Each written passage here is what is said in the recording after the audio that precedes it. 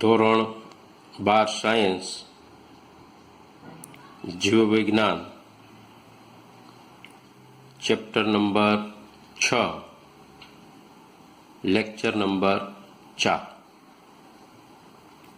બરાબર. હવે છેલ્લા લેક્ચરમાં આપણે ડીએનએ કુંતલ પેકેજિંગ વિશે જોયું હતું. બરાબર. ત્યાંથી હવે આગળ જોઈ જનીન દ્રવ્ય માટેની શોધ. ટૂંકમાં જનીન દ્રવ્ય શું છે, એની શોધ કઈ રીતે થઈ. તો આપને ખ્યાલ છે કે ફ્રેડરિક મિશર નામના વૈજ્ઞાનિકે ન્યુક્લિયનની શોધ કરી. મેન્ડલ દ્વારા આનુવંશિકતાના સિદ્ધાંતોની સમજૂતી પણ આપવામાં આવી. આ બંને વસ્તુ લગભગ એક સમયની આસપાસ આપવામાં આવેલી હતી. છતાં લાંબા સમય પછી એ સિદ્ધ થયું કે જ્ઞાત થઈ શક્યું કે ડીએનએ છે એ જ આનુવંશિક દ્રવ્ય તરીકે કાર્ય કરે છે. જનનિક આનુવંશિકતાની ક્રિયાવિધિ કેવી રીતે થાય છે તેની શોધ 1926 સુધીમાં તો આણ્વિક સ્તરે પહોંચેલી છે. Gregor John Mendel, Walter Sutton, Thomas Hunt Morgan તેમજ અન્ય બીજા વૈજ્ઞાનિકોની પૂર્વ શોધના આધારે સ્પષ્ટ થઈ ગયું કે મોટા ભાગના કોષના કોષ કેન્દ્રમાં રંગસૂત્રો જોવા મળે છે. પરંતુ એ પ્રશ્નનો જવાબ મળી શક્યો નહીં કે વાસ્તવમાં કયો અણુ આનુવંશિક દ્રવ્ય છે. હવે આ માટેના આપણે કેટલાક પ્રયોગોનો અભ્યાસ કરવાનો છે કે જનીન દ્રવ્યની શોધ કઈ રીતે થઈ, કે ડીએનએ જ કઈ રીતે આનુવંશિક જનીન દ્રવ્ય છે.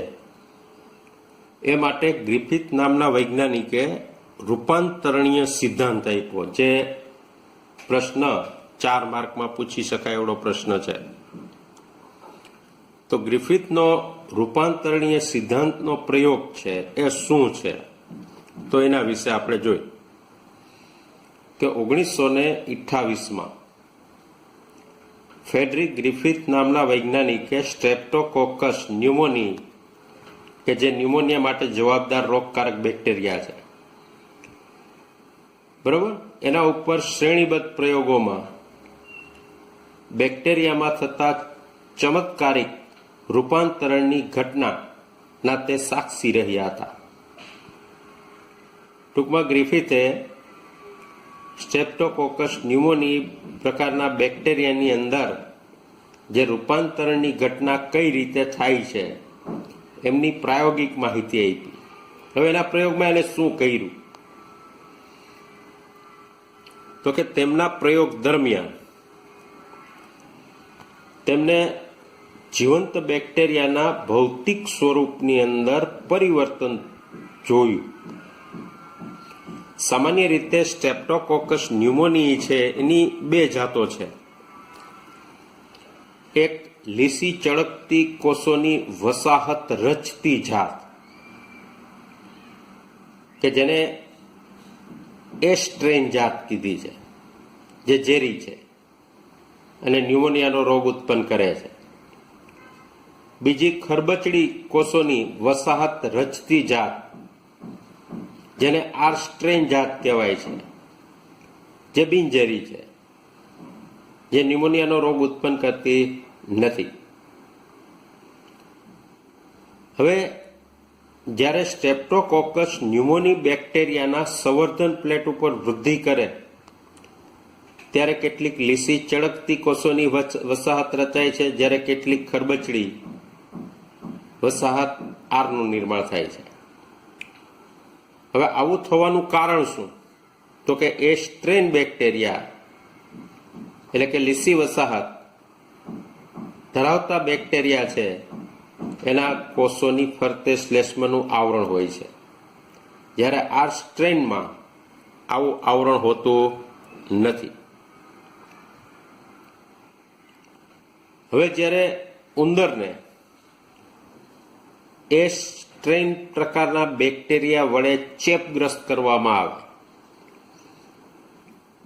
ત્યારે ઉંદરની અંદર ન્યુમોનિયાનો ચેપ લાગે છે અને ઉંદર મૃત્યુ પામે છે.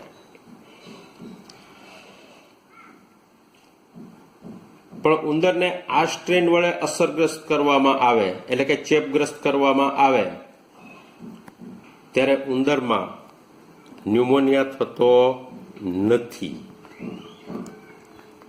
બરોબર. હવે આગળ ઉપરના પ્રયોગમાં એમને શું કર્યું તો કે ગ્રિફિથે બેક્ટેરિયા એ સ્ટ્રેનને ગરમ કરી મૃત કર્યા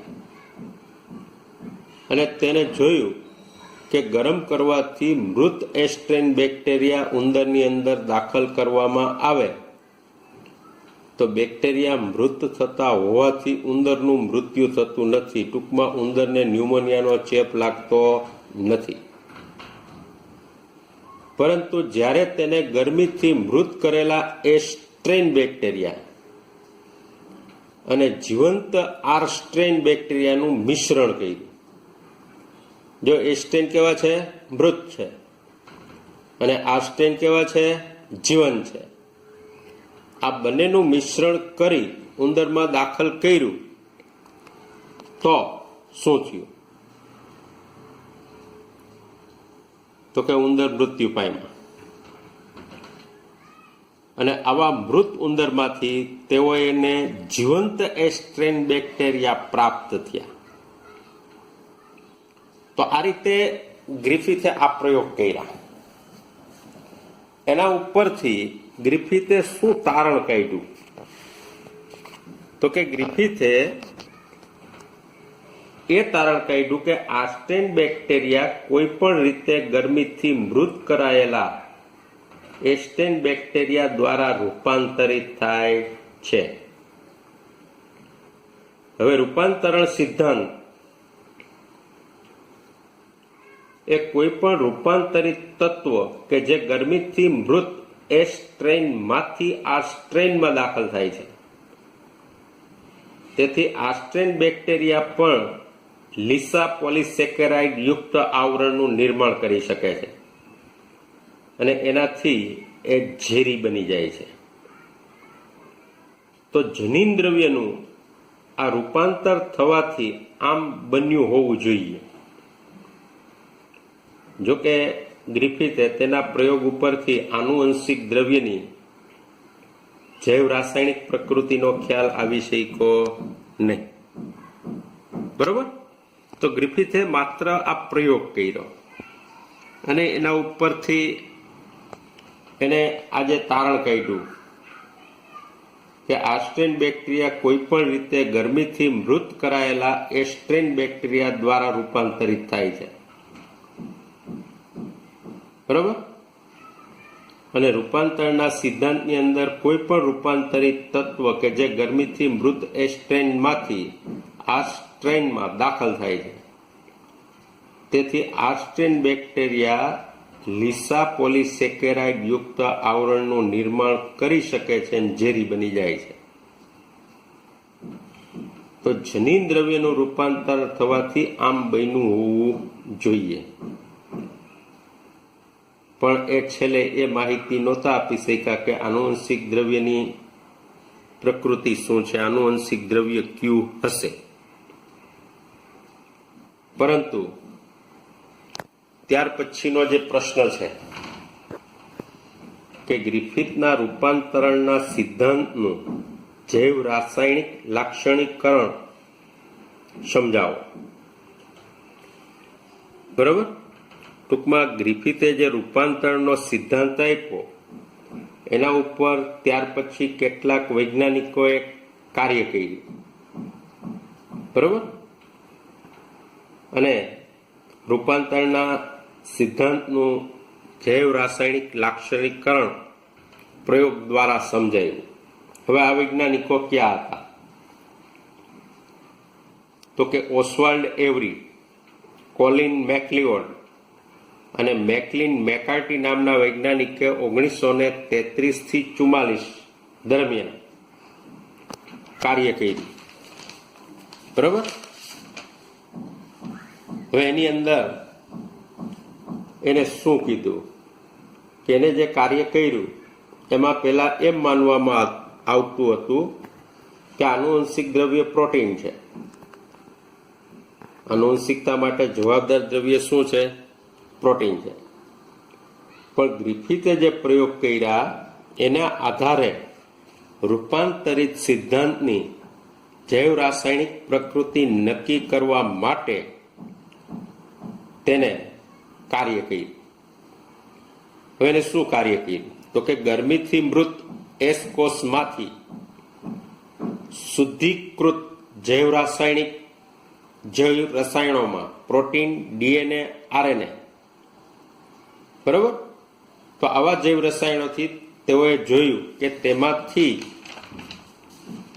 ક્યુ દ્રવ્ય જીવંત આર કોષને એસ કોષમાં રૂપાંતરિત કરી શકે છે.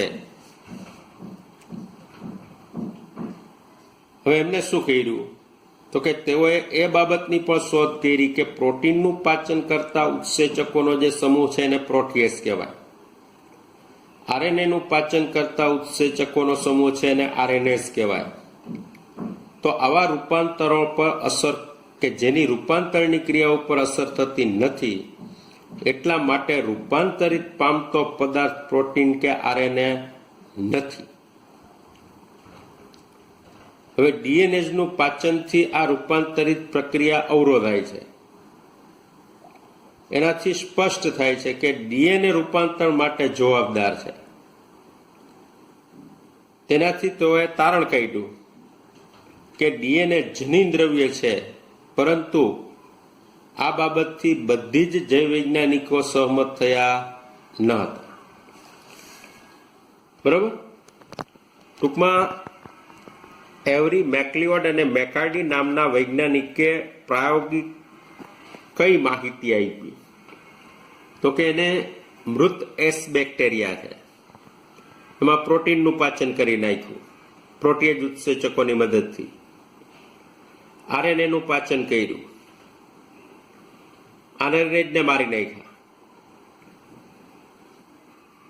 બરોબર. તો મૃત એસ બેક્ટેરિયા છે એ આર સ્ટ્રેન ધરાવતા બેક્ટેરિયા ને રૂપાંતરિત કરી શકે છે, કારણ કે એમાં ડીએનએનું પાચન થયેલું નહોતું. પણ જો એને ડીએનએ જ ઉત્સેચકની મદદથી ડીએનએનું પણ પાચન કરી નાખવામાં આવે તો આ સ્ટ્રેન બેક્ટેરિયા છે એનું એસ સ્ટ્રેન બેક્ટેરિયામાં રૂપાંતર થતું નહોતું. એના ઉપરથી સ્પષ્ટ થાય છે કે ડીએનએ જ જનીન દ્રવ્ય છે. પણ કેટલાક વૈજ્ઞાનિકો આ બાબત સાથે સહમત થતા નહોતા. બરોબર. તો આ રીતે રૂપાંતરિત સિદ્ધાંતનું જૈવ લાક્ષણિકરણ છે એ 2 કે 3 માર્કની અંદર પૂછાય છે. બરોબર. ગ્રિફિથનો પ્રયોગ છે એ ખાસ કરીને 4 માર્કની અંદર ધ્યાનમાં રાખવાનો છે. તો બસ આટલું જ.